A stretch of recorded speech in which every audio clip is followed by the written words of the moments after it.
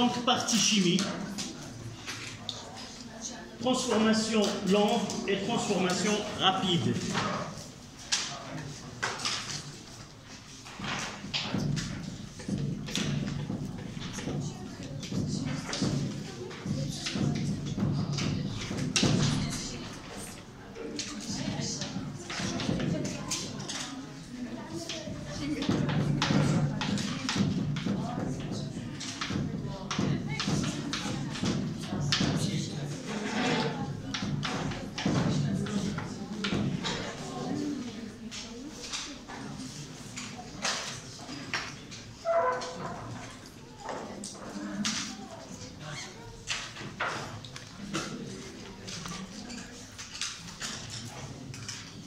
J'ai pas l'habitude d'avoir les élèves face à face, tout ça. Exprès, je ne sais pas comment j'ai laissé cette table-là.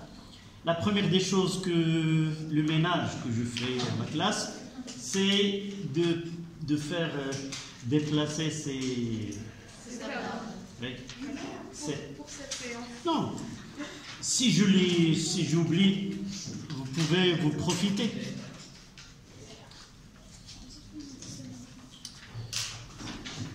Donc, cette séance, on va la consacrer uniquement au rappel à des notions que vous avez déjà étudiées l'année dernière. Est-ce que vous êtes arrivé au dosage direct? Oui. Oui. Évidemment. Toujours lorsque je demande, est-ce que vous vous rappelez de... Non, on a d'abord oublié, c'est une très bonne réponse. Mais la réponse la plus courante, c'est on n'a pas étudié. Non. Et parfois, ce sont mes élèves qui étaient avec moi l'année dernière. Ils disent non, on n'a pas vu. Mais transformation lente et transformation rapide.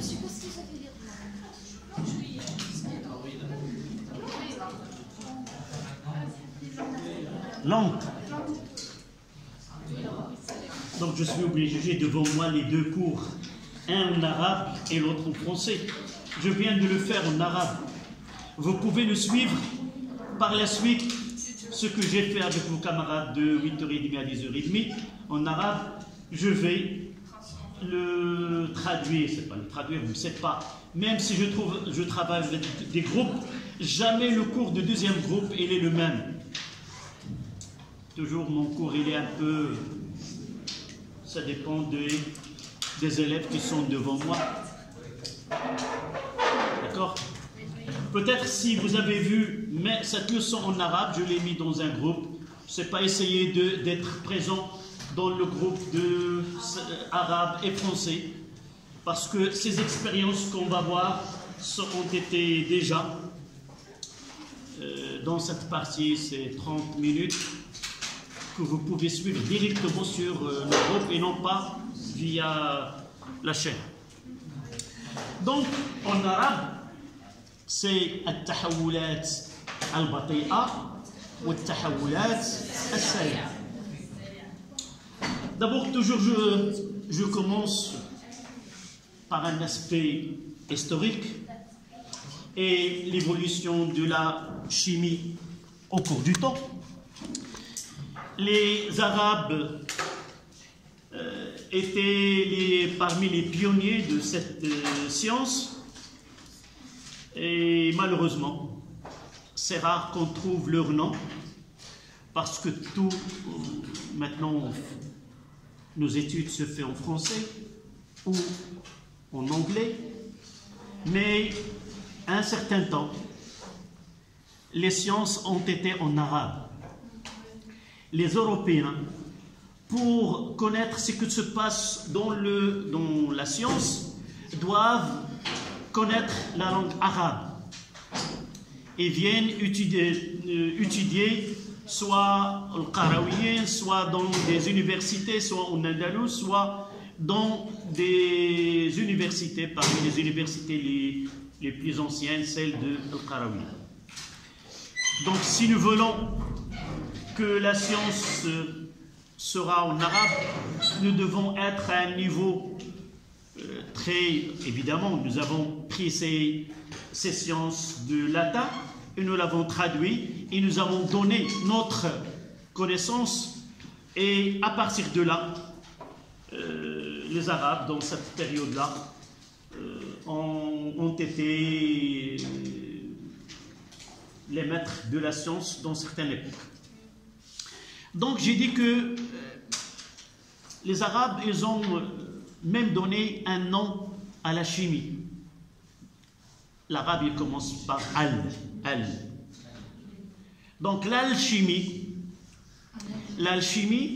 c'est la façon avec laquelle les Arabes, ils ont essayé d'étudier et de travailler sur la chimie. Mais à cette époque-là, on ne parlait pas d'une science vraiment.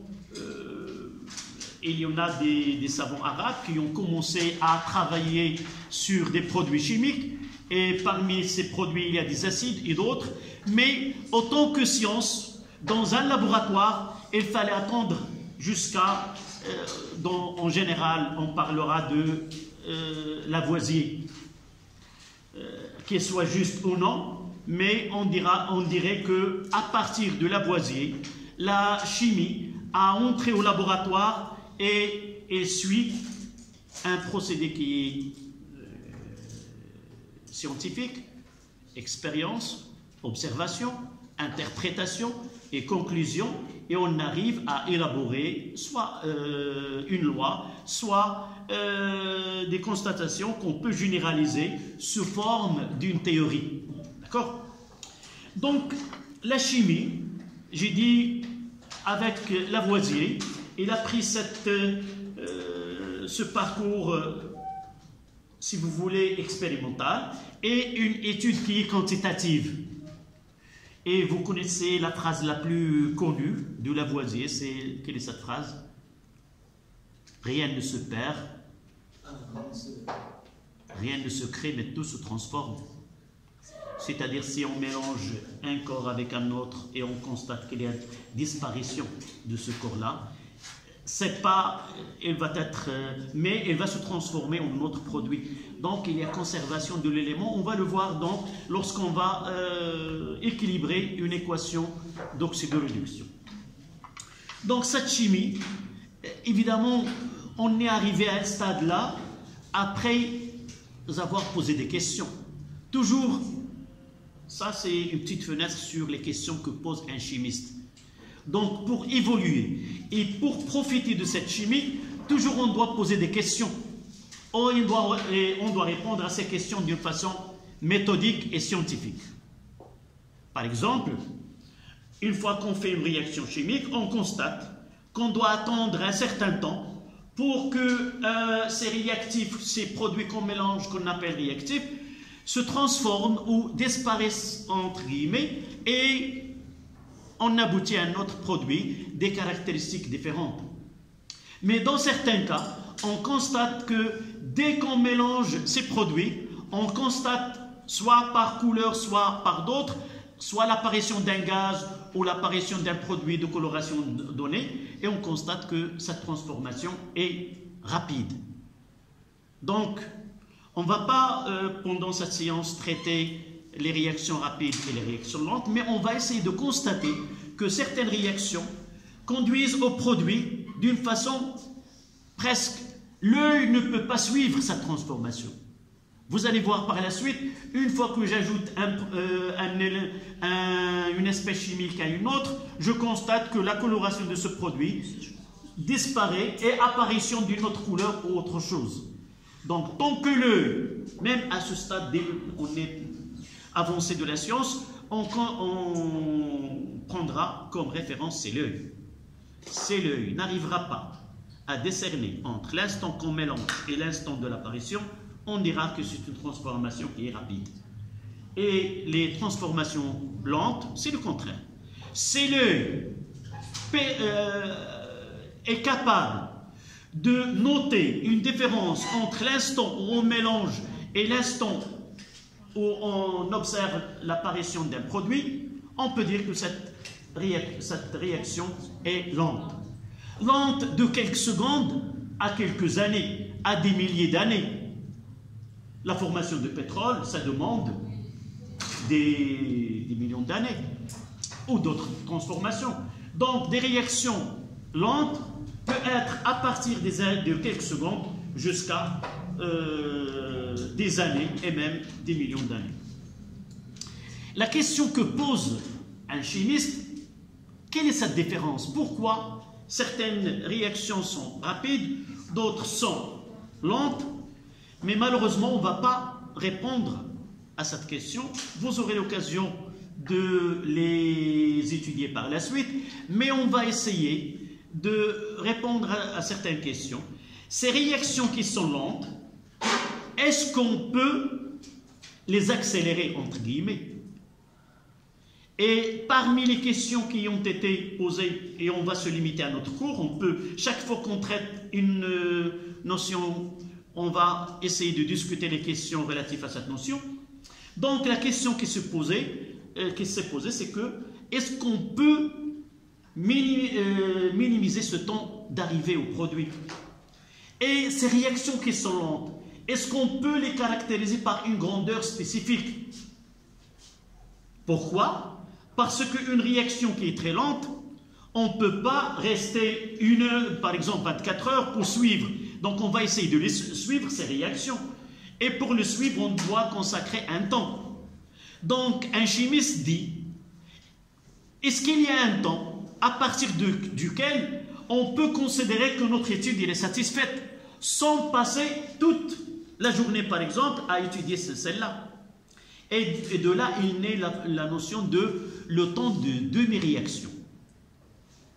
Donc, on peut associer à chaque transformation chimique, je parle de transformation et de réaction chimique, je ferai la différence par la suite. Donc, un chimiste, une fois qu'une réaction qui est lente, elle peut déterminer le temps de demi-réaction. On va le définir. C'est un temps qui va caractériser ces transformations chimiques. Et à partir d'une durée liée à ce temps de demi-réaction, on peut dire on s'arrête à ce niveau-là. Généralement 5 fois ce temps-là. C'est ce temps de demi-réaction est de 30 minutes. 5 fois 30, donc on pourra dire 5 fois 30, c'est combien? C'est 2 heures et demie.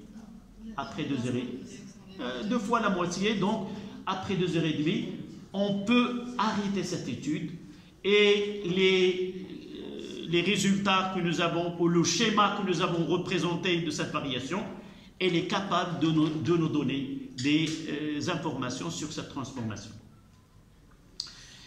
D'où naît ce temps de demi-réaction? Évidemment, la chimie a profité d'autres sciences.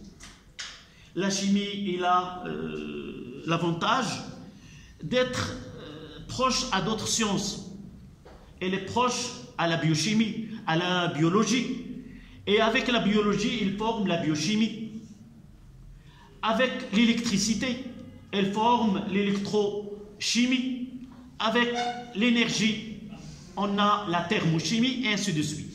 Donc la chimie, on ne va pas le localiser dans un domaine donné, mais généralement, elle se croit avec d'autres sciences et donner des sciences nouvelles.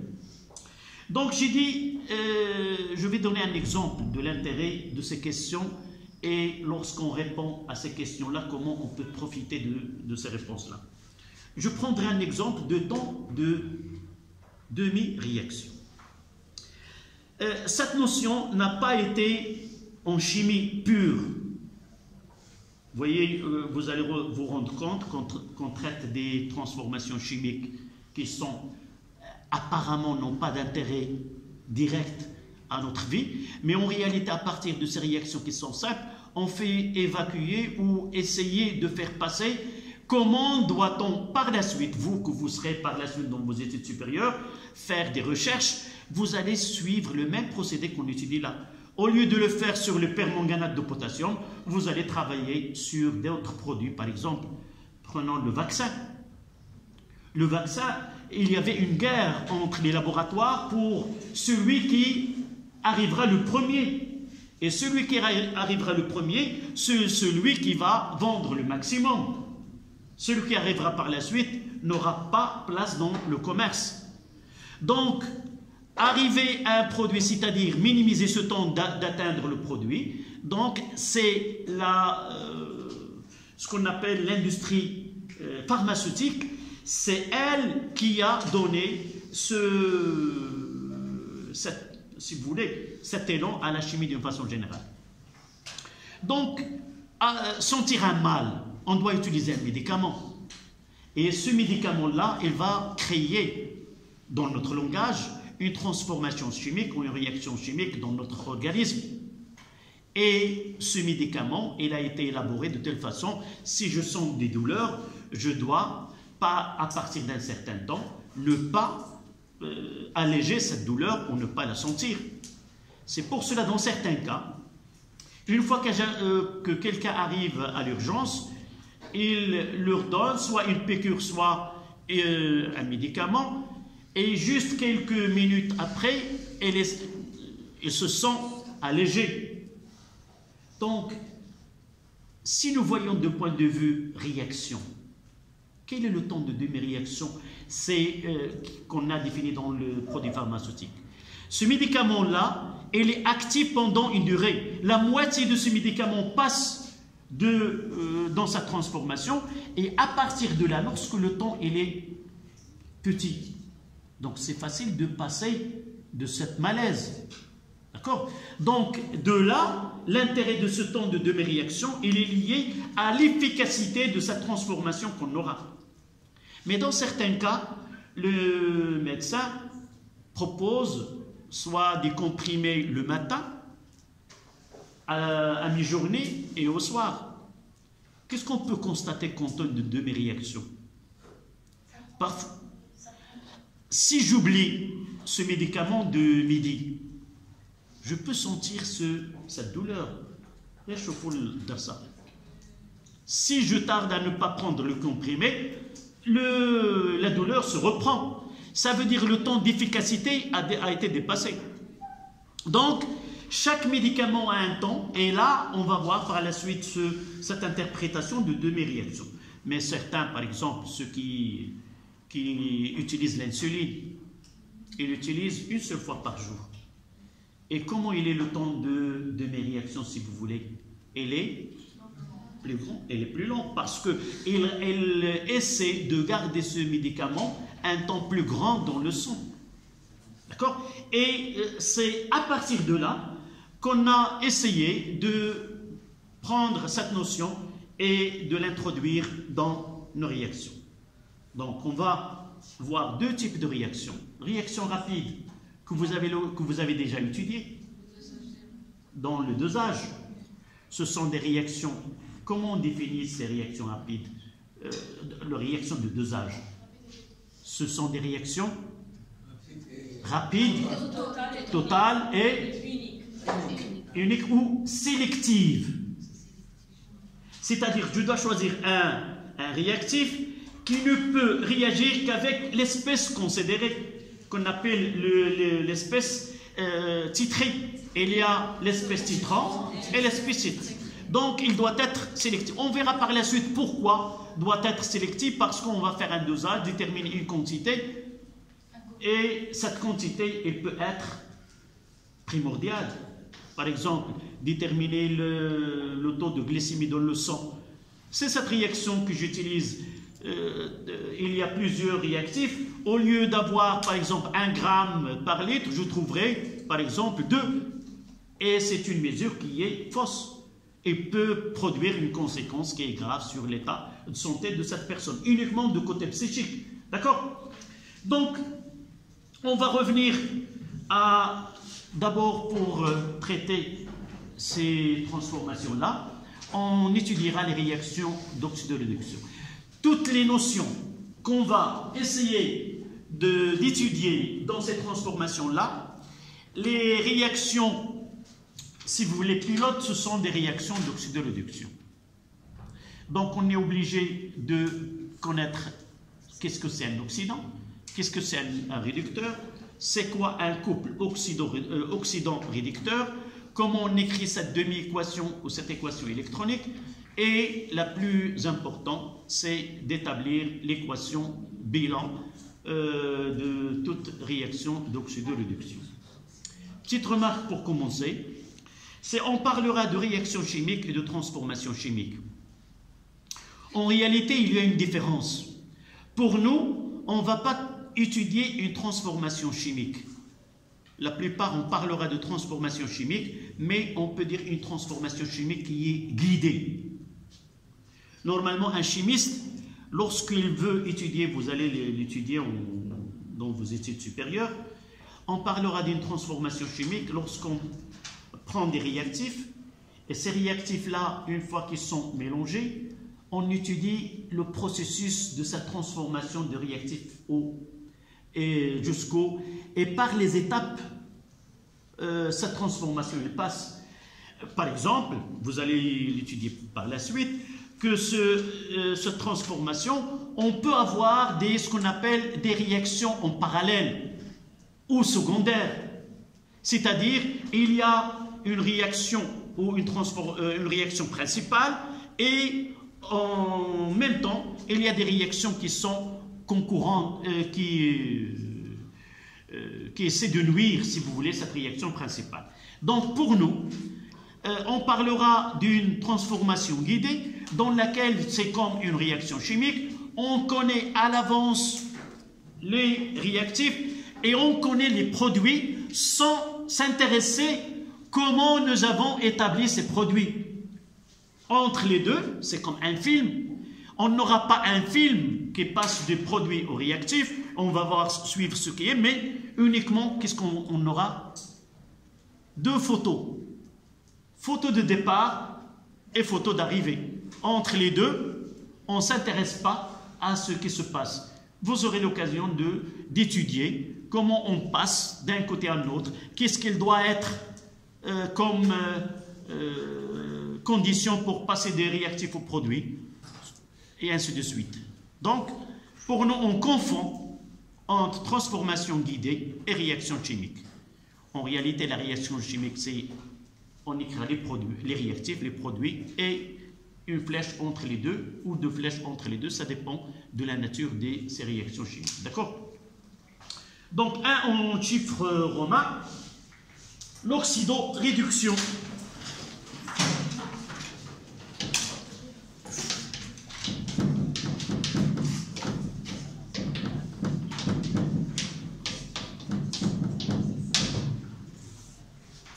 L'oxydoréduction, et ça sera un rappel.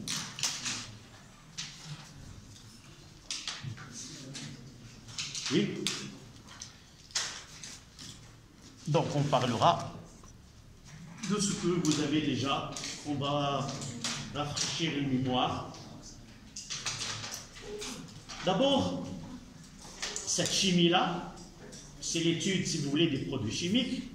Et les chimistes, ils ont essayé de simplifier la tâche dans notre étude et de faire quoi? De classer, si vous voulez, ces produits par ce qu'on appelle des familles. On parlera des acides et des bases, des produits oxydants et des produits réducteurs. Et vous allez étudier d'autres familles, par exemple en chimie organique, on parlera des alcanes, des alcènes, et ainsi de suite, et d'autres produits. Donc pour nous, on s'intéressera dans cette leçon à des produits chimiques qui peuvent réaliser des réactions ou des transformations chimiques dans laquelle l'élément essentiel dans cette réaction, si nous revenons aux acides, les réactions acido-basiques, quel est l'élément essentiel? Ce sont des réactions se produisent par échange proton. Et dans ce cas-là, voilà. Donc ce sont des réactions chimiques qui misent en jeu un transfert. Il vaut mieux utiliser un transfert plutôt un échange. Un échange, c'est donner et prendre. Mais là, ce sont des réactions chimiques qui se basent sur un transfert d'électrons d'un élément qu'on va lui donner un nom, un autre élément qui portera un nom. D'accord? Donc, 1, définition.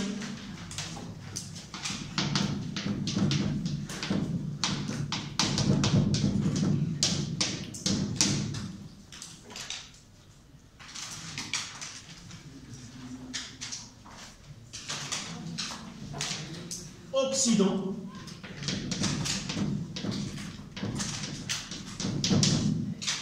Rappelez-moi cette définition. Oui. Occident, espèce chimique capable de capter un ou plusieurs électrons pendant la transformation chimique. C'est très bien, donc vous notez.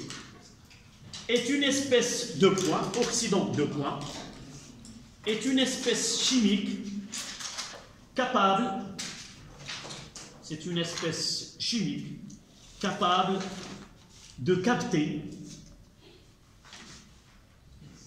Quoi? On n'a rien entendu. Donc, lorsque tu fais cette... On va chercher la cause. Donc, est une espèce chimique capable de capter, on peut dire gagner, un ou plusieurs électrons. Un ou plusieurs électrons. Est une espèce chimique. Toujours tu as un problème avec les phrases. Essaie de m'écouter, de la reproduire et de l'écrire. D'accord? Je ne vais pas te donner mot à mot. Espèce, je t'attends. D'accord? Deuxième tiré. Réducteur. Oui. D'accord. Un réducteur est une espèce chimique capable d'oxyder à plusieurs électrons. C'est très bien. Donc, vous connaissez, vous écrivez la phrase que vous avez dans réducteur. De quoi est une espèce chimique capable de céder. Vous pouvez dire ou perdre un ou plusieurs électrons.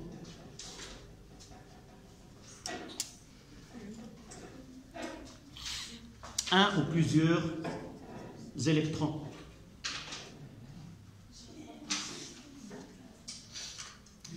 Si vous vous rappelez de la leçon de l'année dernière, et je fais référence à mon cours que j'ai fait avec les élèves de première année, et ça fait 2 ans que je n'ai pas utilisé la première année, j'ouvrirai une parenthèse. Il y avait un temps, ici à ce lycée, on a première année sciences maths, au moins 2 classes, et cette année, il n'y a pas de première année sciences maths.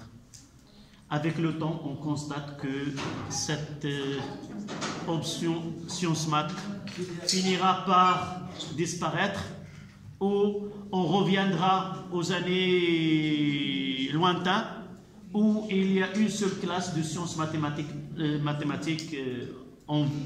dans la ville.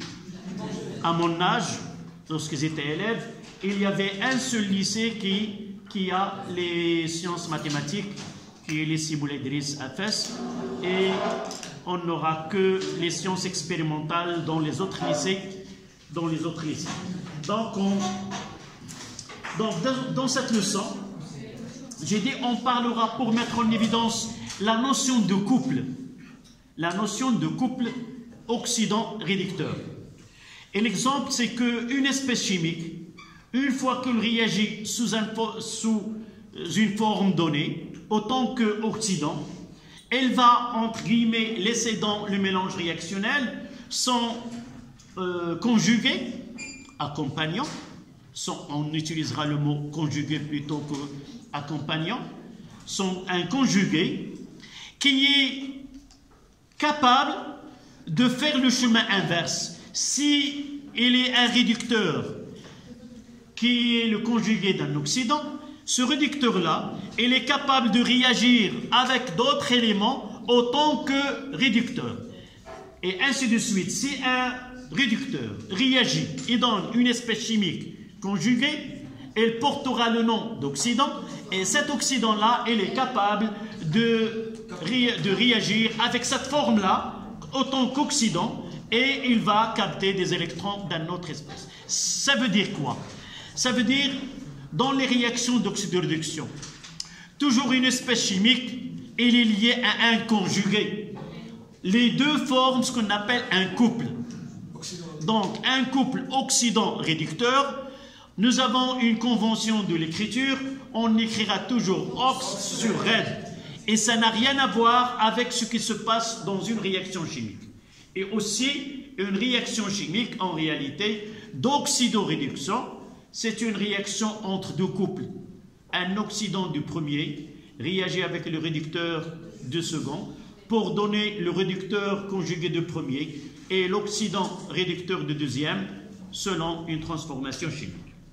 Pour nous, à notre niveau, on ne va pas essayer de prévoir une réaction chimique en connaissant deux couples.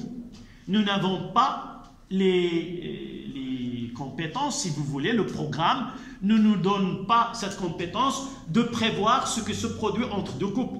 Toujours, vous avez dans les données, on vous donne les couples mis en jeu, on vous donne les réactifs. Si on ne vous donne pas les produits, on vous donnera le symbole des deux couples réducteurs et vous allez compléter pour arriver à l'équation. Vous n'aurez jamais l'initiative de prévoir. Je vous donne deux couples, vous allez dire que celui-là va réagir avec celui-là ou l'autre avec l'autre. Ça a été enlevé du programme. Il était avant. Nous avons les moyens de dire, voilà, si je découpe, ça sera celui-là avec celui-là et non pas celui-là avec celui-là, avec un autre moyen que nous l'avons enlevé du programme. D'accord? Donc on passera au couple oxydant-réducteur.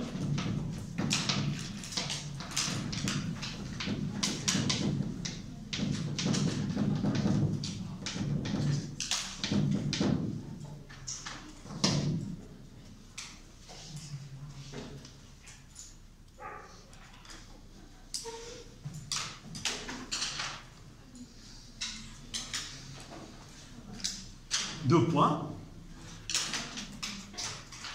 Lors d'une réaction, L-O-R-S, lors d'une réaction d'oxydoréduction,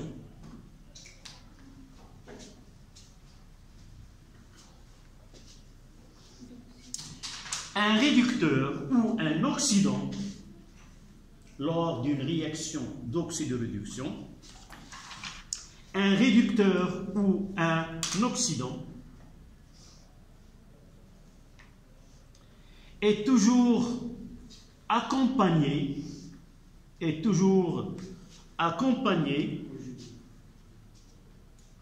d'un conjugué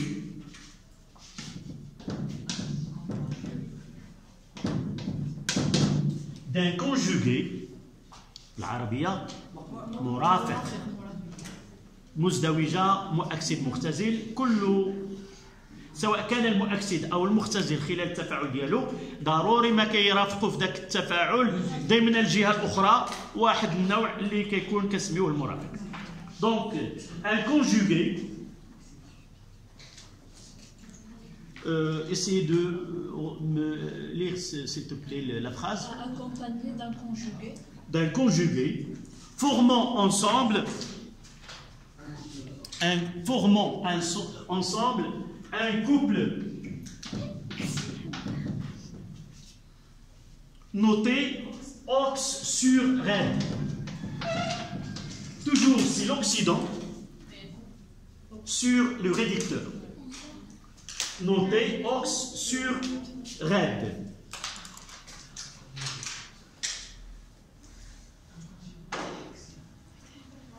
Ox sur red. À la ligne. Ce couple-là, couple noté ox sur red. Ce couple-là est représenté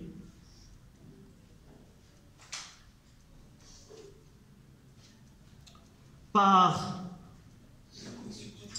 une demi-équation ox plus n électrons donne red.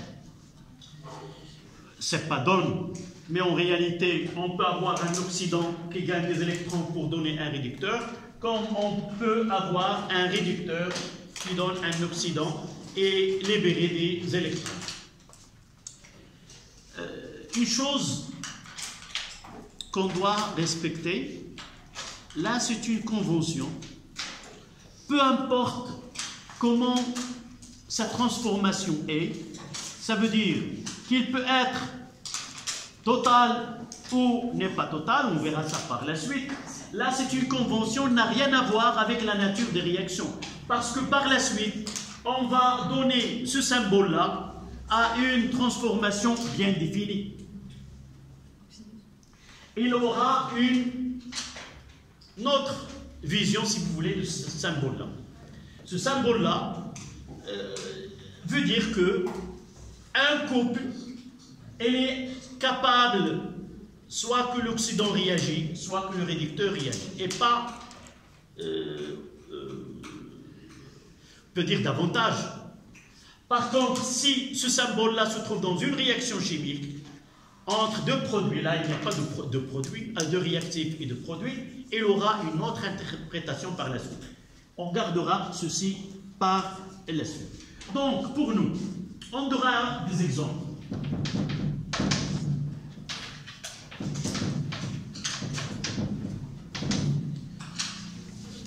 Par exemple, Fe2+ sur Fe et l'équation, on peut dire Fe2+ plus 2 électrons et Fe.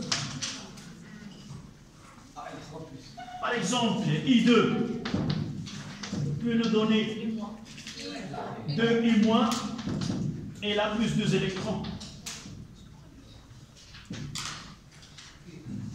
I2 plus 2 électrons, 2 I-. D'accord?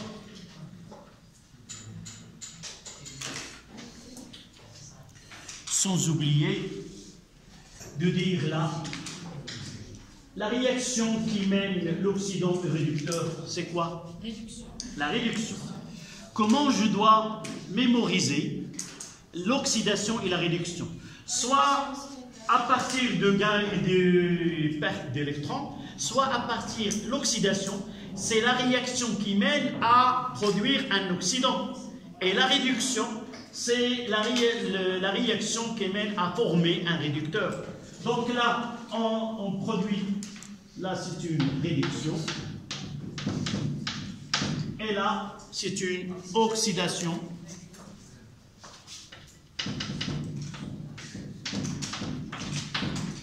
Et vous pouvez tirer de là que la réduction, c'est une réaction chimique au cours de laquelle une espèce chimique gagne des électrons. Et l'oxydation, c'est une réaction au cours de laquelle l'élément perd des électrons. Rappelez-vous, si un oxydant, si un élément est appelé oxydant, jamais il subira l'oxydation. Donc c'est un oxydant, c'est lui qui provoque l'oxydation. Donc, et le réducteur, il ne peut pas subir la réduction parce que lui, c'est un réducteur. Donc par la suite, un oxydant, il va subir quoi? Réduction. Et un réducteur ne peut subir que l'oxydation. C'est une façon de mémoriser les deux si on se trouble avec gain ou perte d'électrons. D'accord? Monsieur, oui. Réduction, c'est le gain. Et oxydation, c'est... Donc, et c'est la réduction. C'est la réaction qui mène à former un réducteur. Et tu vois là, pour se produire une réduction, il faut que l'élément qui subit cette réaction gagne plus. D'accord? Là, c'est gain d'électrons et un réducteur subit une oxydation au cours de laquelle, parmi les produits, il y a des électrons, c'est-à-dire celui-là, il a donné une espèce chimique plus des électrons. D'où viennent ces électrons? Celui-là. Donc, il a perdu des électrons. D'accord? Donc on passe à la dernière, c'est quoi une réaction d'oxyde de réduction pour finir les définitions. Réaction.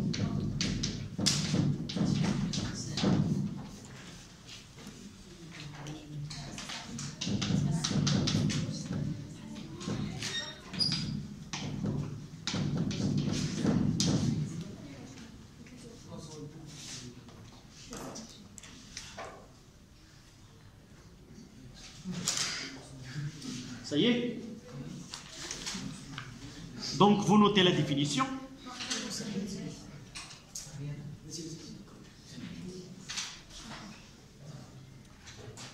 Une réaction d'oxyde de réduction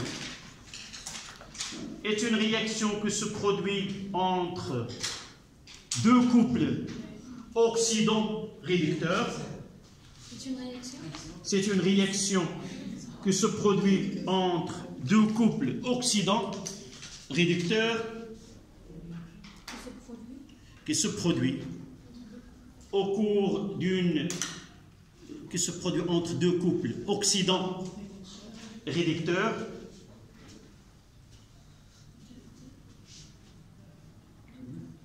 au cours de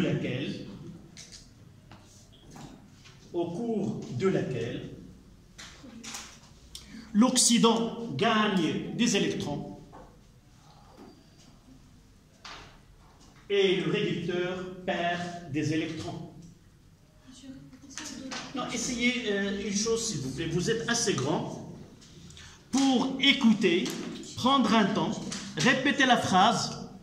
L'année prochaine, Inch'Allah, بعد البccalauréat, en passant par exemple à la fac ou autre, vous n'aurez pas l'occasion de parler à votre prof. Peut-être vous ne changez aucune discussion avec lui. Vous êtes dans un amphithéâtre, loin, elle entre, elle fait son cours, soit que tu as plein de pages écrites, soit tu n'écris rien. C'est rare d'entrer en discussion et de dire « Monsieur, arrêtez non. D'accord? Essayez d'avoir des techniques pour noter le cours. D'accord? Donc je reprends, puisqu'on n'est pas là. J'ai dit que réaction d'oxyde de réduction est une réaction qui se produit entre deux couples oxydant-réducteurs au cours de laquelle un oxydant gagne des électrons et le réducteur perd des électrons. D'accord? Donc là, ce qui nous ramène à un 2, comment équilibrer une équation d'oxydo-réduction. 1, 2. Comment équilibrer une réaction d'oxydo-réduction.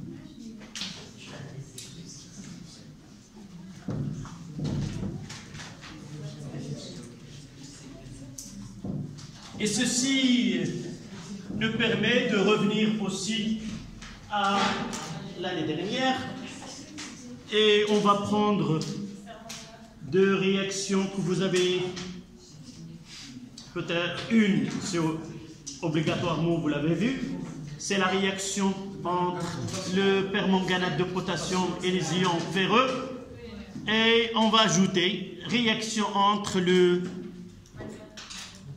bichromate de potassium avec les ions ferreux aussi. D'accord? Donc, 1, réaction entre le permanganate de potassium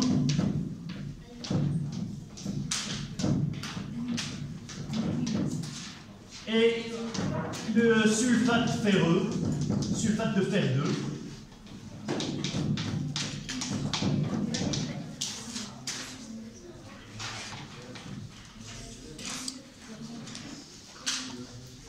Oui.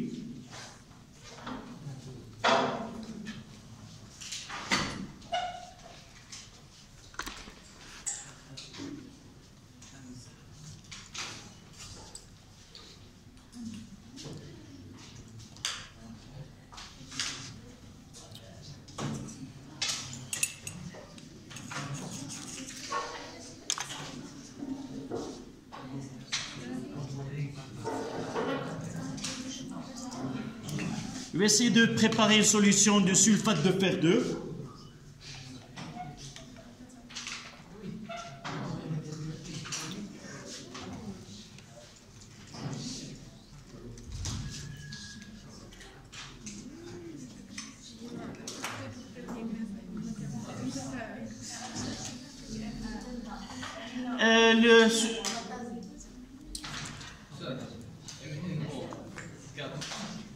Oui. MnO4 moins ici. Pour tout l'ion, Mn, le l'ion polyatomique. MnO4 moins. K plus, regarde la charge de K, c'est K plus. Et là, Fe de plus, SO4 de moins. D'accord? Donc, le permanganate de potassium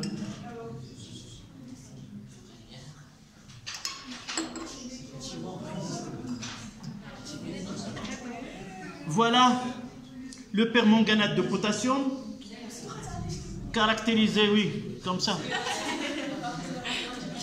Je viendrai dans ton axe, voilà. Et derrière ma blouse blanche, tu vois que la coloration elle est violette. Donc nous avons K plus MnO4 moins. Donc c'est une solution qui est colorée. La coloration là est due à l'ion MnO4 moins. Présence de cette coloration, ça veut dire qu'il y a présence de MnO4 moins. Mais K plus c'est un ion qui est incolore. Donc par la suite, si je constate disparition de cette coloration là, ça veut dire que l'ion MnO4- a réagi.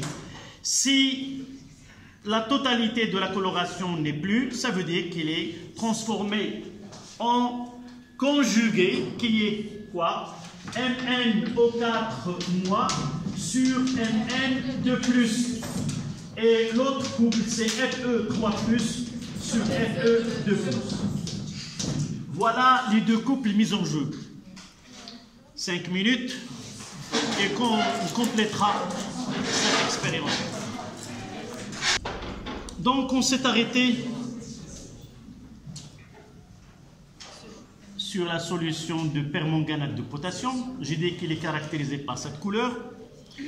Et je vais essayer de faire une réaction chimique entre les ions ferreux de sulfate de fer 2 que j'ai déjà ajouté de l'acide sulfurique. Donc, il est acidulé par l'acide sulfurique. Et je vais essayer de faire le mélange. Donc, soit j'ajoute Fe2+, sur... Il vaut mieux d'ajouter. Non, le côté spectaculaire, c'est l'inverse. Une solution qui est non colorée, j'ajoute une solution qui est colorée. Et pour voir ce côté, entre guillemets, magique, mais ce n'est pas magique pour vous, vous avez déjà vu l'expérience. Qu'est-ce que se produit? Par exemple,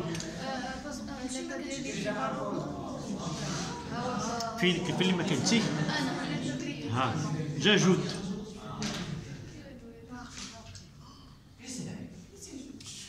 D'abord, ce mélange-là, vous constatez que dès que la solution de permanganate de potassium est ajoutée à la solution de sulfate de fer 2, il y a disparition de la couleur.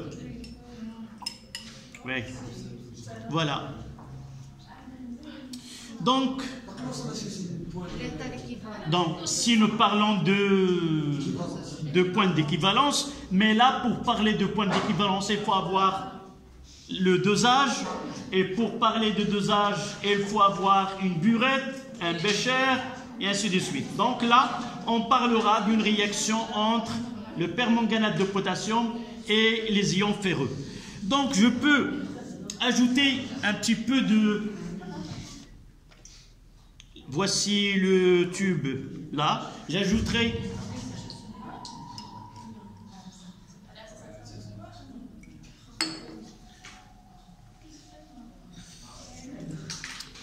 tout un petit peu pour s'approcher. Regardez, il y a deux. Comment peut-on expliquer là, il y a coloration? Oui, parce que les ions MnO4- ajoutés réagissent avec les ions ferreux à juste, et tous les ions qui se trouvent dans cette partie ont été transformés en Fe3+, mais une fois que je fais un mélange, donc ces ions MnO4- qui étaient en haut, le mélange est homogène et par la suite ils réagissent avec les ions. Pourquoi je dois aller jusqu'à épuisement des ions ferreux? Parce que je veux faire la mise en évidence des ions qui sont formés. Donc je prendrai une partie de ce mélange réactionnel.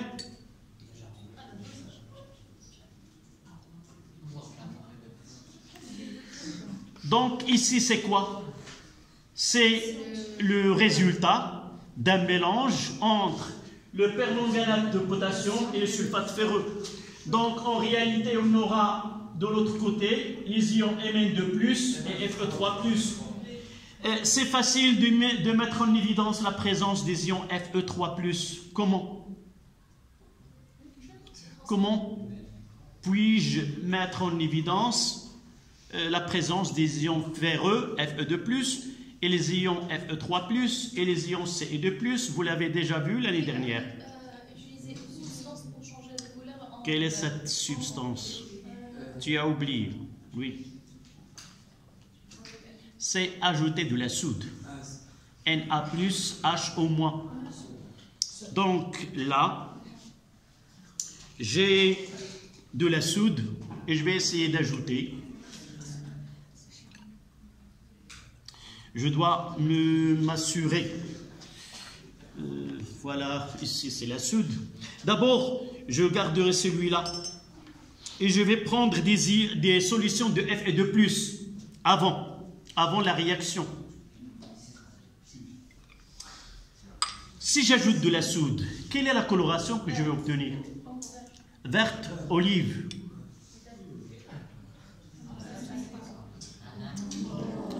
Donc là, c'est un précipité vert qui met en évidence la présence des ions ferreux. D'accord? Donc là, dans cette réaction, c'est celle-là, je vais essayer de mettre en évidence, je mettrai uniquement la moitié. J'espérais que... Non, c'est pas grave. Là, j'ai voulu que les ions Fe2+ doivent disparaître pour avoir que le conjugué. Donc, je reprendrai celle-là. Je mettrai des ions ferreux. J'ajouterai de permanganate de potassium.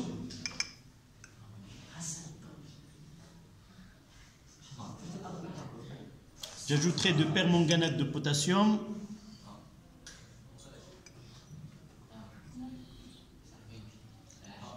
Je vais essayer jusqu'à épuisement des ions ferreux.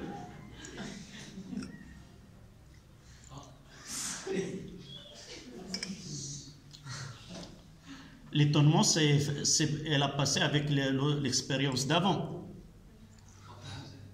Ouais. Donc là, on est sûr qu'on a toutes les ions Fe2+, espérons-le, est épuisé et je dois ajouter de la soude. Voilà. Qu'est-ce qu'on obtient? Coloration de la roue. C'est une coloration qui met en évidence la présence des ions Fe3+. Donc, avant la réaction, nous avons une coloration qui est verte, ce sont les ions ferreux, et là, ce sont les ions ferriques, Fe3+. Donc, la réaction entre le permanganate de potassium et les ions ferreux donne Fe3+, et les ions Mn2+, qui sont des ions incolores, et ne réagissent pas avec la soude. Ils ne réagissent pas avec la soude. Donc, on n'aura pas de... Si j'ajoute de la soude, il ne va pas réagir avec Mn2+, il réagira uniquement avec Fe3+. Voilà la première expérience qu'on va faire. La deuxième, c'est le même, sauf ici, on utilise le bichromate de potassium. Cr2O7 avec Fe2+. D'accord? Et dans ce cas-là, je mettrai des ions ferreux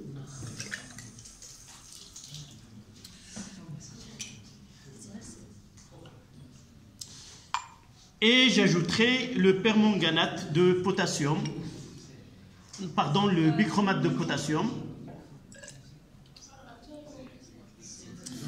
Donc je dois ajouter un peu de la solution. J'ai dépassé. Là, c'est le bichromate, elle est en excès. Donc j'ajoute, je peux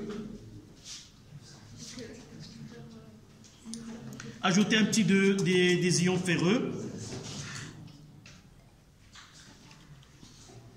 Là.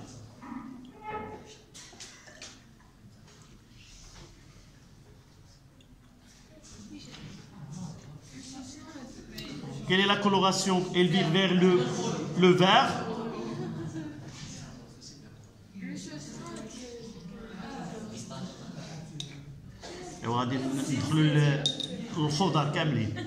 Coloration verte. Donc cette coloration, c'est la suite de la réaction de bichromate de potassium avec la solution de fer 2. Et je vais essayer de mettre en évidence la présence de ions qui sont formés là, et si nous aurons la chance, parce que c'est une réaction qui est qualitative, je n'ai pas utilisé des quantités bien définies, et par la suite je vais essayer de connaître le produit, le conjugué des ions Fe2+, qui ont réagi là. Qu'est-ce que vous observez? Quelle est la coloration obtenue? C'est la même. C'est la même que celle-là. Oui, c'est la coloration. Oui, c'est la même. Les ions Fe3+. Une petite remarque. Les ions Fe2+, sont des ions instables. En réalité, il était avant, c'est une solution de quoi? De Fe2+. C'est facile de passer de Fe2+ à Fe3+. En la gardant uniquement sans que j'utilise une solution acide, dans ce cas-là, si je n'utilise pas une solution acide, il se transforme facilement. Je vais ajouter quelques gouttes d'acide.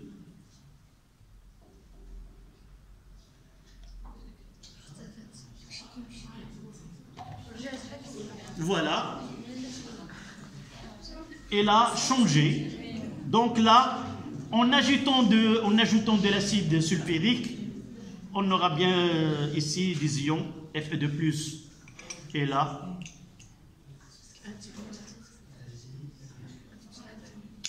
nous avons déjà dépassé. Donc c'est de la même façon que tout à l'heure. Donc là, revenons à l'expérience que je viens de faire, celle-là. C'est la réaction de bichromate de potassium avec une solution de fer 2. Le mélange final, j'ai ajouté de la soude et je constate qu'il y a formation d'un précipité de coloration orange ou une coloration rousse qui est mis en évidence la présence des ions de Fe3+, les ions ferriques, et là il reste la coloration verte. Cette coloration verte indique la présence des ions Cr3+. Le deuxième couple, c'est Cr2O7 avec Cr3+. Donc, on va essayer d'écrire les équations dans les deux cas, celle de permanganate de potassium avec Fe2+, et celle de bichromate de potassium avec les ions de fer 2. Donc, on fait le schéma de l'expérience. Vous faites en même temps que moi. Fe2 plus AQ plus SO4 2 moins AQ. J'ajoute là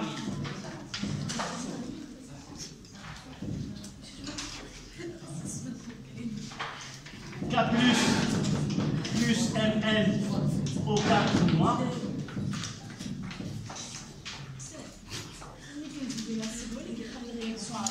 Non, là, les réactions que nous étudions dans cette partie, ce sont des réactions qui se produisent dans un milieu acide. Pourquoi? En général, ces couples oxydant-réducteurs, le conjugué, parfois, dépend de la nature du milieu. Si tu verras cette partie الدراسات التجريبيه للاكسده والاختزال ديال التفاعلات البطيئه que je viens de parler tout à l'heure, tu vas voir dans cette expérience, on utilise le permanganate de potassium non pas dans un milieu acide, mais elle réagit avec le Mn, l'acide oxalique, et dans ce cas-là, le produit qu'on aura, c'est pas Mn de plus, mais on aura un autre produit qui est MnO2. Donc, une fois qu'on travaille dans un milieu acide, on ajoute de l'acide sulfurique, on est sûr que le conjugué de MnO4-, c'est Mn de plus. D'accord? MnO4- est là une gamme de couleurs. Je vais essayer de mettre une expérience que j'ai faite il y a quelques années, ce qu'on appelle l'expérience de caméléon. Dans un mélange, et vous allez voir plusieurs couleurs qui succèdent. Elle réagit le premier oxydant, et dans le réducteur correspondant. Ce réducteur-là, il va jouer le rôle d'un oxydant une deuxième fois et donner une autre espèce avec une couleur différente. Et là, on passe plusieurs gammes, du violet au bleu, au vert, au orange. Ça dépend des couples qui se forment au cours de cette transformation.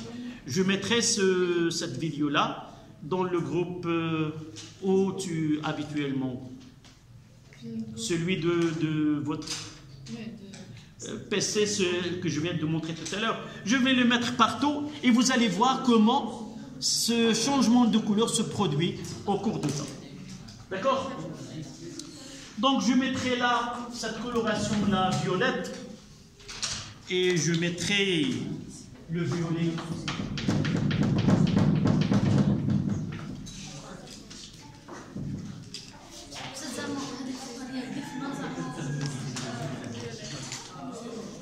Là, c'est comme celle-là. Je ne l'ai pas utilisée. Je vais te montrer. Oui.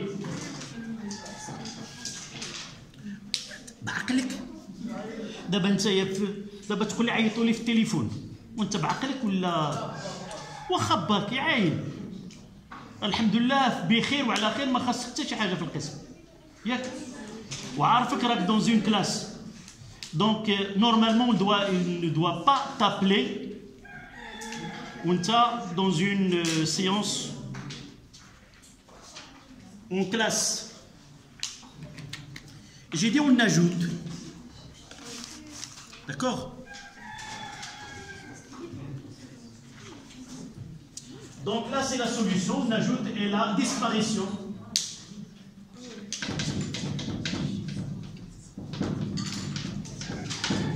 de la coloration.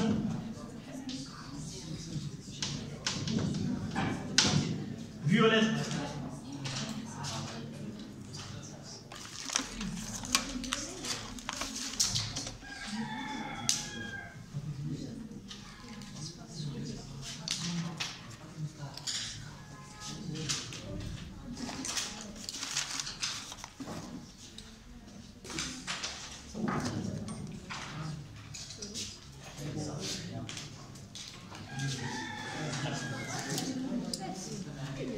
Donc, on va, les couples mis en jeu, nous l'avons dit ici, donc, réaction ou l'équation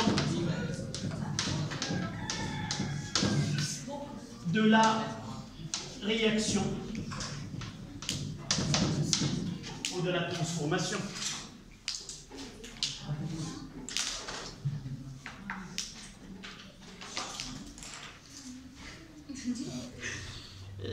Je n'arrête pas de penser, d'une façon comme ça, comme s'il élevait sur des كيسير الأعمال ديال الدار. Tu n'as qu'un élève. Maintenant, tu portes le titre d'un élève en classe et non pas le gérant. Donc, donnez-moi la demi-équation du couple FE3 sur FE2 plus. Oui. FE3 plus E moins, ça va donner FE2 plus. D'accord.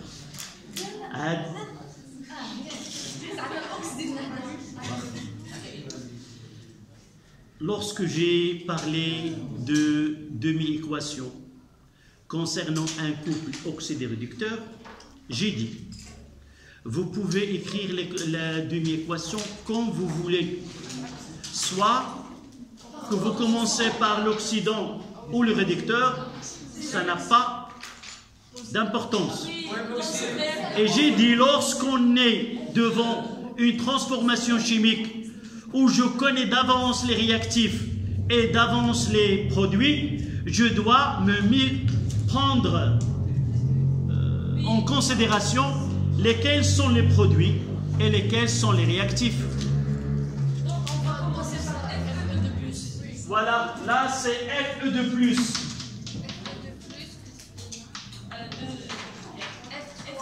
Et FE3 plus comme produit.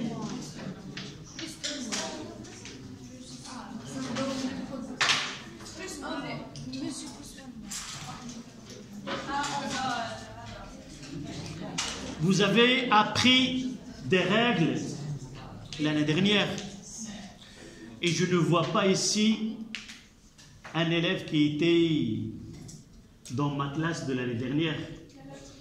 Et par la suite, vous avez à changer les règles que vous avez utilisées par les règles. Oui, je veux pas, on ne va pas utiliser plus, moins et ainsi de suite.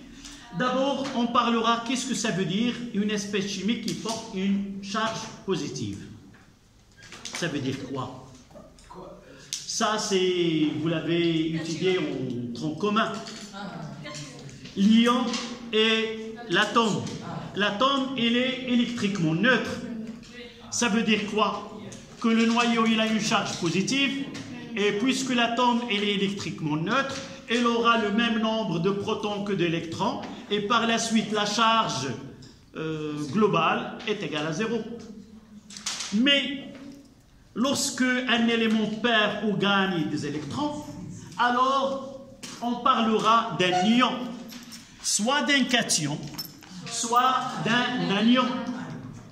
Ce que vous avez ici, ce sont des cations. Une charge positive, ça veut dire qu'il y a un manque d'électrons. Ça veut dire qu'il y a trop de protons devant les électrons, c'est-à-dire le nombre de protons est supérieur au nombre d'électrons. Donc, notre langage, pour équilibrer, on parlera d'une charge positive, un manque d'électrons. Et une charge négative, ça veut dire qu'il y a un excès d'électrons. Voilà la première des choses avec lesquelles on va être muni pour équilibrer nos équations. On ne va pas faire C+, moins, et ainsi de suite. D'accord? C'est la réalité, excès de charge ou un manque de charge. Et de combien il y a excès et de combien il y a de manque. Donc, plus 2 ou plus 3, ça veut dire un manque de 3 électrons. Et là, un manque de 2 électrons. La règle pour équilibrer. D'abord, avant il y a 2 grandes étapes. La première, c'est quoi? Conservation de l'élément chimique. Le nombre d'éléments dans les réactifs doit être égal au nombre d'éléments des produits. D'abord. Et dans cette étape-là, équilibrer l'élément chimique, on commence toujours par les éléments qui ne sont ni autres que O et H. S'il existe. S'il y a O, s'il y a H, dans certains cas, on les a, par exemple dans ce cas-là, il n'y a ni O ni H. Donc on n'équilibre que l'élément chimique Fe. Peu importe la charge qu'il porte, on ne s'intéresse pas à ce qu'il porte. 2 plus, 3 plus, moins 2, plus 2, ça ne m'intéresse plus dans la première étape. Combien d'espèces? Fe, c'est Fe. Donc l'élément chimique, il est équilibré. On passe, deuxième étape, c'est équilibrer les charges, la neutralité électrique ou l'équilibre, ce qu'on appelle équilibrer les charges. Ça veut dire, la charge totale des produits doit être égale. Non, doit être égale à la charge des réactifs. Et dans ces réactions-là, il y a un manque, il y a une perte ou un gain d'électrons. Et par la suite, j'aurai besoin d'équilibrer en ajoutant des électrons quelque part. La monnaie avec laquelle je travaille, ce sont les électrons. Je dois ajouter des électrons d'un côté ou dans l'autre. Donc la règle, soit que j'ai un manque de deux côtés, mais dans un côté, il y a plus de manque que de l'autre. Dans ce cas-là, j'ai un manque de 3, et là j'ai un manque de 2. Donc je dois ajouter des électrons au plus grand manque pour avoir le plus petit manque. Là. Il me manque 3 et aussi que 2. Pour avoir cet équilibre, j'ajouterai un seul électron pour avoir le même manque. Donc plus 1. Donc il y a un manque de 2 de ce côté-là et il y a un manque de 2 de l'autre côté. L'autre façon, c'est quoi? J'ai un manque de 2, j'ajouterai 2. J'ai un manque de 3, j'ajouterai 3. Et je dois simplifier. 2, 3, je simplifie là, et je simplifie, il me reste 1. C'est pour cela qu'on utilise cette règle qui est plus simple. J'ajouterai des électrons là où il y a plus de manque pour avoir le même nombre de manques de l'autre côté. Oui.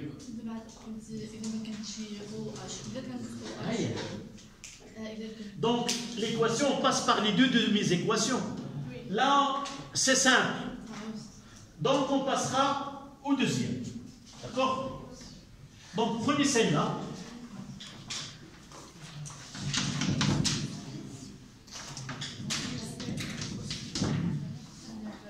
Et n'oubliez le double flèche.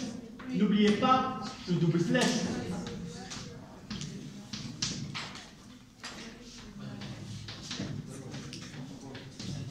Essayez d'écrire rapidement.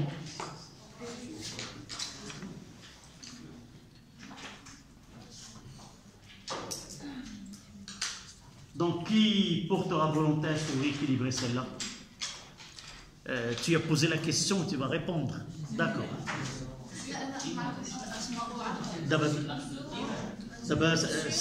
Je veux quelqu'un qui ne rappelle pas, mademoiselle. Parfois, je lis les visages et sur ce visage, peut-être que je me trompe, je vois que les choses ne sont pas bien. C'est bien, tu peux me dire, voilà, donne-moi, première étape, c'est quoi? Quel est l'élément avec lequel je commence? C'est Non. J'ai dit tout à l'heure, tu m'as dit oui, c'est bien, mais j'ai raison de te demander de faire ce travail. Je commence par un élément autre que O et H. Le dernier c'est H et l'avant-dernier c'est O. Comment je connais qu'il y a autre que? Généralement, vous n'êtes pas censé de connaître tous les éléments. Mais généralement, un élément, il est écrit par une lettre majuscule. Soit une lettre unique majuscule, comme O, soit suivi d'un minuscule. Lorsque les éléments portent la même lettre initiale M, on aura MN et MO. Le molybdène, ainsi de suite. Donc là, je m'intéresse à celui-là. Donc je vois pour les réactifs un seul et là un seul. Et je dirais que Mn, l'élément Mn est équilibré. Autant de 1, 1. Peut-être tu as dit qu'il est équilibré, tu as passé directement avant. Si c'était ta version, je l'ai expliqué pour d'autres. Deuxième étape, c'est quoi? Équilibrer l'oxygène. L'oxygène, dans notre règle, la monnaie avec laquelle je dois payer, c'est H2O. J'ajouterai autant d'éléments qui manquent. Parfois, je peux avoir un élément ici. Et j'ajouterai uniquement qui manque. Si j'ai déjà un élément qui contient O, là, un seul, et j'ai les 4, combien je dois ajouter Uniquement 3. Uniquement 3. C'est déjà un élément qui contient O. Par exemple, si je ne suis pas dans un milieu acide, un acide fort, je n'aurai pas ce produit, j'aurai MnO2 comme conjugué. Et dans ce cas-là, comment je vais donc Mn, là 4, et là j'ai déjà 2. Combien j'ajouterai d'oxygène? 2 H2O, c'est pas 4. D'accord?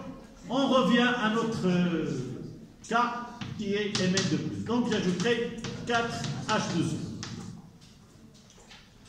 On est dans un milieu acide. Dire milieu acide, ça veut dire que nous avons des ions H+, qui vont être éléments pour équilibrer. Mademoiselle, en train de voir ce qui est écrit au tableau, tu peux te lever. Lève-toi. Oui, lève-toi et regarde correctement. Et dis comment je dois équilibrer l'élément hydrogène. Ajouter, oui, H+. C'est très bien. De quel côté? Oui, deux côtés.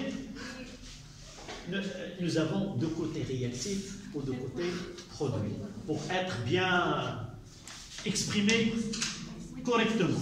Plus combien? 8 H+. Étant, s'il vous plaît, arrêtez de mâcher de chewing-gum. Généralement, il est fait à... Oui. يلا زولوا فمك. لا انت غير زولوا فمك ديروا في كويغات وديروا في الجيب ديالك باش ما يسقلكش في الجيب ديالك ومنين تخرج طفي. فوالا. عرفتي شنو غادي يوقع لك؟ Si tu as l'habitude de mâcher du chewing-gum, tu auras d'abord ces muscles gonflés.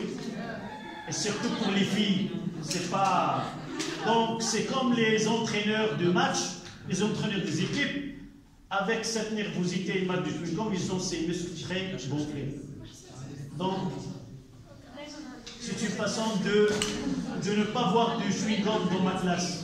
D'accord?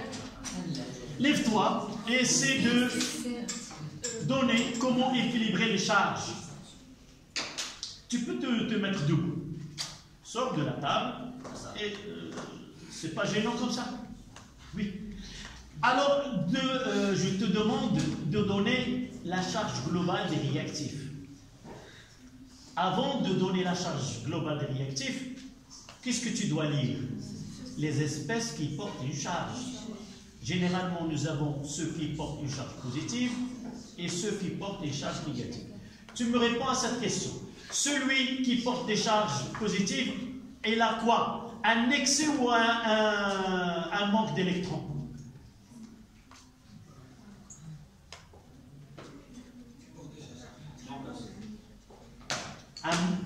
qui a une charge positive A manque. Tu l'as choisi, même si ta réponse elle a été un petit peu, mais c'est la bonne réponse. Et là, il y a un excès. هذا راه خصائص الكترون. راه ملي كناخذ شحنه النواه فيها 10 وكنجبر غير 8 ديال الالكترونات، يعني 10 زائد 10 ناقص 8 زائد 2 وكنكتبها هناك. Dans une espèce d'onde. Donc, lorsque je vois plus, donc j'aurai un H+, en réalité, un manque de 1. Puisque j'ai un coefficient 8, ça sera 8, un manque de 8. Et là, c'est quoi? Un excès de 1. Il n'y a pas un coefficient. Donc, c'est très bien. 7 quoi? Manque ou un excès? Un manque d'électrons. Donc, manque de 7 électrons. moi التليفون. يلا جاوبني على السؤال ونخليك تكل. Là, quel est le bilan de charge pour les produits? Un manque de combien? Ou un excès? C'est quoi un manque? Ça traduit quoi pour une espèce chimique? Je viens de le dire.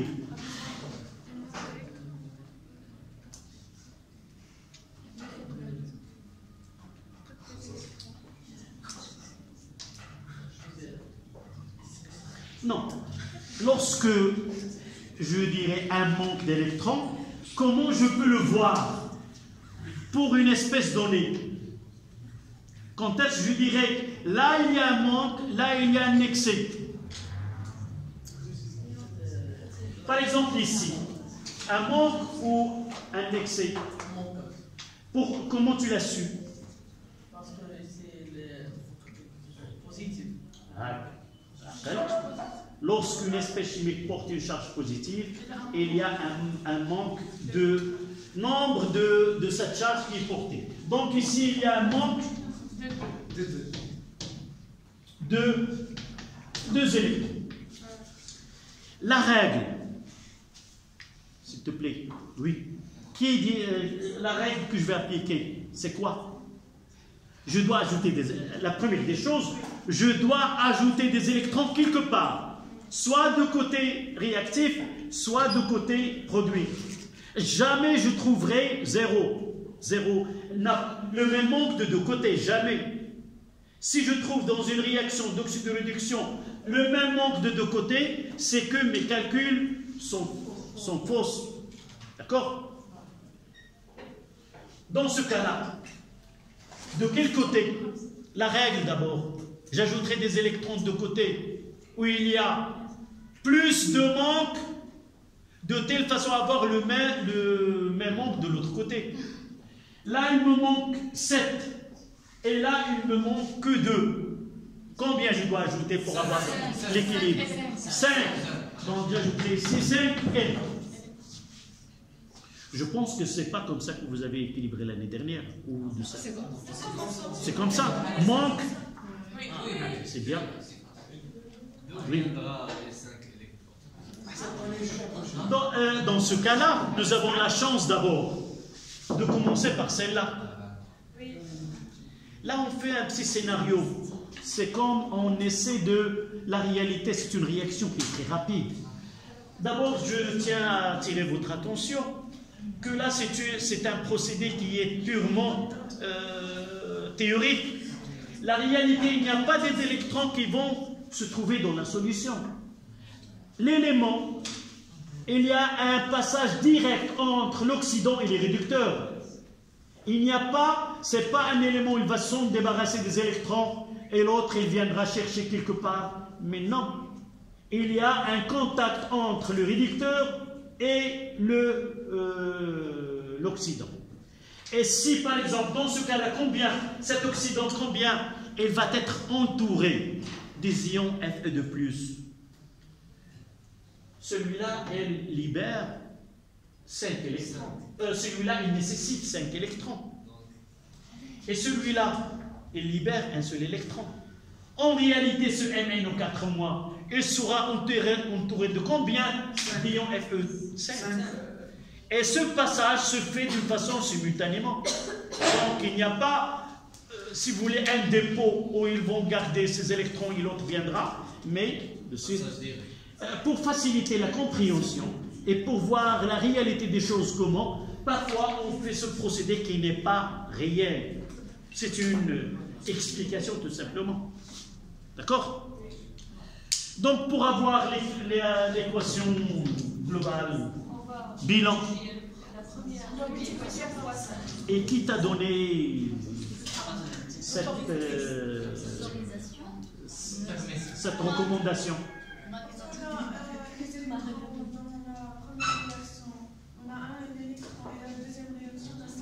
Oui, qui m'a dit je dois expliquer, je dois multiplier la première par 5 et la deuxième par 2? Il y a une règle.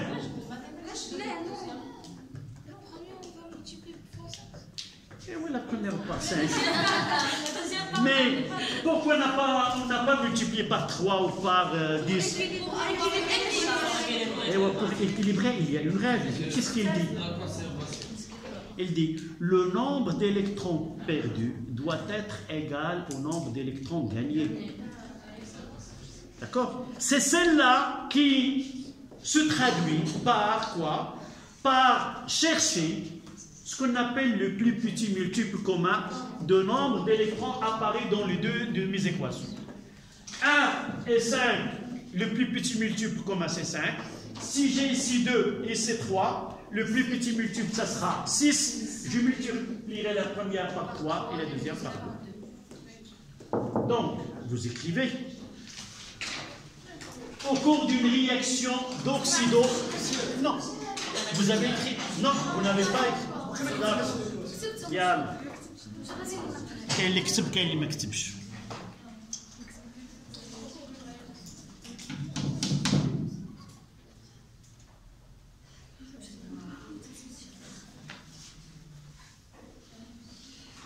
Voilà.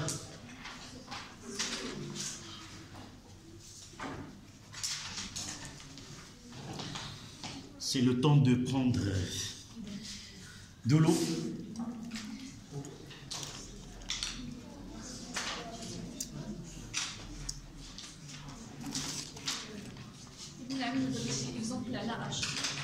Comment? Non, on va prendre le deuxième exemple où il y a un coefficient que généralement les élèves ne font pas attention au coefficient. On aura l'occasion de travailler avec des différentes molécules et espèces chimiques. On aura du plus facile jusqu'au plus difficile. Notre programme par la suite, il va traiter des couples que vous n'avez pas l'occasion. Là, on fait un petit rappel. Et lorsqu'on fait un petit rappel pour comprendre comment les choses se font, il vaut mieux de prendre des exemples habituels que vous avez l'habitude. Une fois qu'on rappelle et qu'on maîtrise bien les règles, on aura l'occasion de voir des couples que tu auras des difficultés à les équilibrer. Donc une phrase au-dessous. Au cours d'une réaction d'oxydoréduction, au cours d'une réaction d'oxydoréduction, le nombre d'électrons cédés,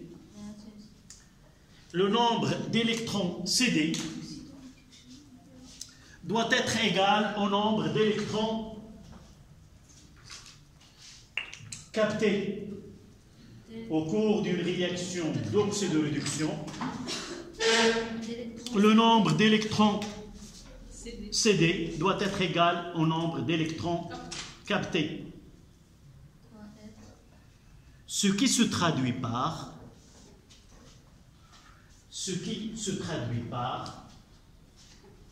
chercher le PPMC, le plus petit multiple commun, ce qui se traduit par chercher le plus petit multiple commun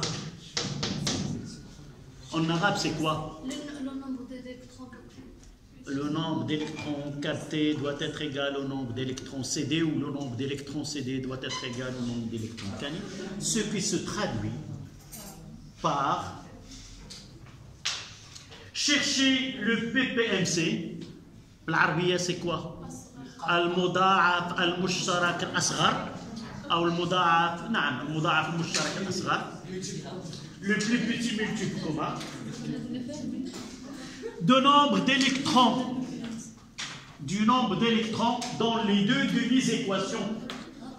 Le nombre d'électrons dans les deux demi-équations. Des électrons Dans les deux demi-équations. C'est-à-dire, E est égal, dans ce cas-là, et je noterai celle-là E1 et celle-là E2. C'est E2 plus 5 E1. Oui?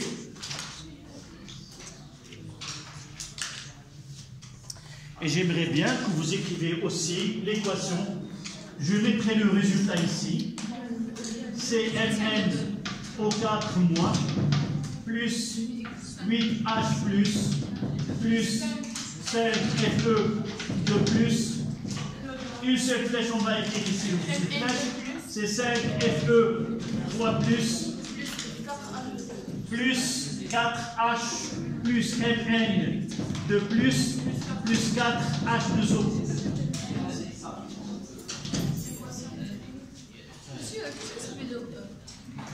Équation.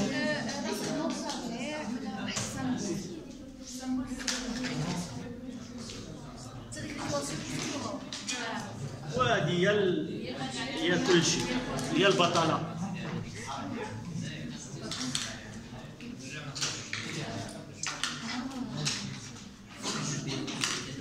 Et de là à là,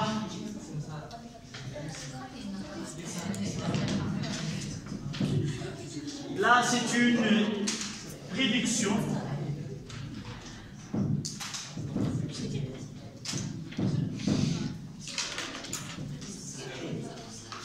Non, c'est une oxydation là. Et là c'est une réduction.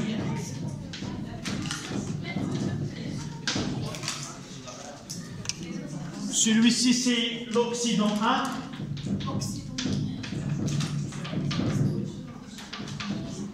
Là, c'est le réducteur 2.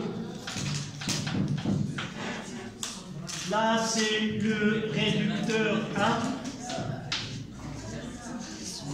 1. Et là, c'est le réducteur. Là.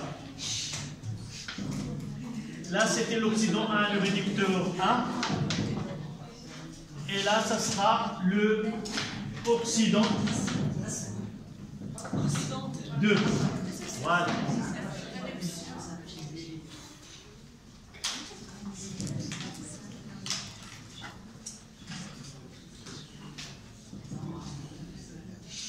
Comme j'ai proposé à vos camarades de la classe précédente, deuxième expérience, les couples CR2O7 2 moins sur CR3 plus et FE3 plus sur FE2 plus.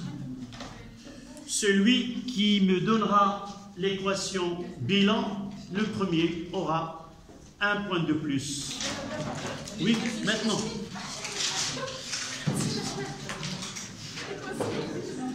اللي غادي يوصل للمعادله ما عندكم غير 5 دقائق.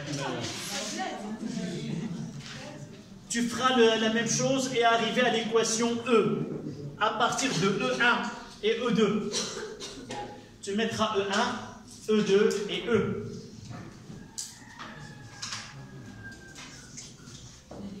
Voilà ce qui est demandé. Un petit cadeau, c'est F2+. un cadeau, mais la première, Fe2 plus, donnera Fe3 plus un électron. Là, c'est E1. Et je demanderai uniquement E2. Donnez-moi E2. Oui, ça suffit. Si vous arrivez à donner E2. Non, E2.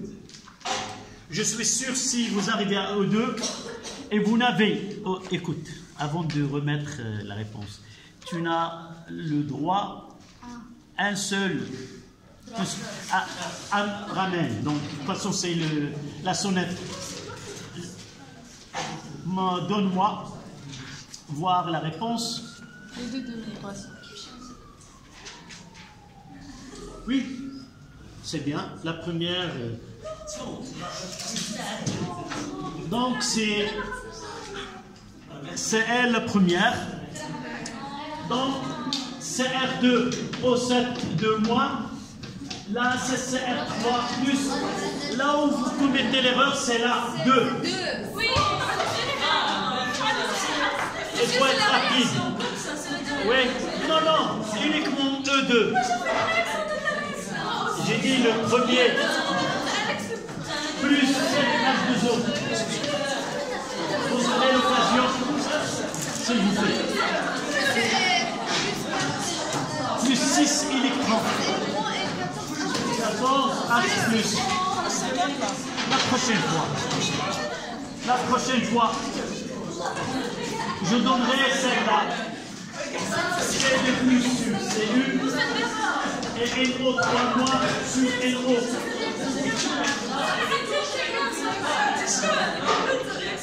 Là, la prochaine fois, Charlie.